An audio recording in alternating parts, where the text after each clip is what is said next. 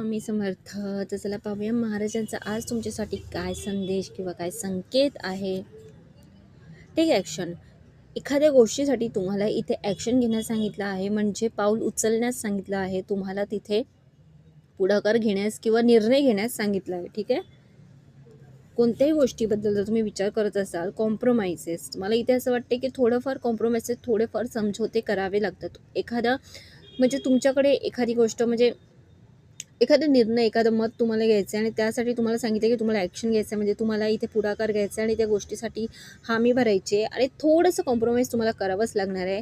थोडंसं समझोता हा तुम्हाला करावा लागणार आहे. बिझनेसमध्येही असू शकतो, मला लोकांच्या ना वर्क फील्डमध्येही वाटतं आहे किंवा एखाद्या रिलेशन फील्डमध्ये कोणत्याहीकडे आहे, पण तुम्हाला थोडंसं समझोता किंवा थोडंसं बोलतात ना सामंजस्यता पाहावी लागते आणि तुम्हाला इथे ॲक्शन घेण्यास सांगितलं आहे. New love. बघ, खूप साऱ्या लोकांसाठी तर हे लव्हसाठी संकेत आहे. तुमच्या आयुष्यात कोणतरी नवीन आलं आहे आता. लग्नाच्या बाबतीत गोष्टी चालल्या आहेत आणि तुम्हाला थोडंसं म्हणजे एखाद्या गोष्टीला किंवा एखाद्या माणसाला आपण परफेक्ट बघायला गेलो तर परफेक्ट असं कधीच कोणी नसतं ना. प्रत्येकामध्ये काही ना काही कमी असते. जर असं आपण बघायला गेले की सगळं ह्याच्यामध्ये परफेक्ट असायला हवं, तर हे बरोबर नाही. कारण तुमच्यामध्ये स्वतःमध्ये, आपल्यामध्ये स्वतःमध्ये सुद्धा कमी असतात. तर आपण एखाद्याला सर्व गुण संपन्न पाहतो, पण आपल्यातल्या कमीला काय? समोरचा आपल्यातली सुद्धा कमी ॲक्सेप्ट करतोय ना, तर आपणही त्याच्यातली एखादी कमी ॲक्सेप्ट करू शकतो. मला असं वाटतं की तुमच्यासाठी कोणतरी स्थळ आले किंवा कोणतं म्हणजे न्यू लव्ह म्हणजे खरं सांगू ना, तर तुमच्या आयुष्यात एक खूप प्रेम घेऊन येणारी व्यक्ती आहे. जी कोणी व्यक्ती आहे, खूप प्रेम घेऊन येणारी व्यक्ती आहे आणि तुम्ही विश्वास करू शकता त्या व्यक्तीवर. ठीक आहे, मी एवढंच म्हणेन. आणि थोडंसं करा कॉम्प्रोमाइज. प्रत्येक गोष्ट आपल्या मनासारखी नाही होत आहे.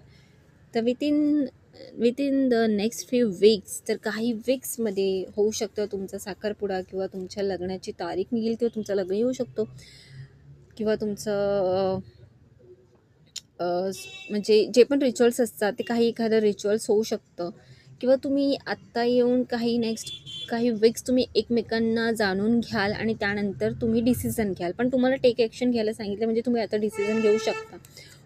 नॉट द राईट टाईम आलं आहे. तर मला असं वाटतं नॉट द राईट टाईम यासाठी आलं आहे की अजून स्वतःला म्हणजे काही वीक्स नंतर होऊ शकतं तुमचं लग्न किंवा तुमचा जागरूकपणाही होऊ शकतो.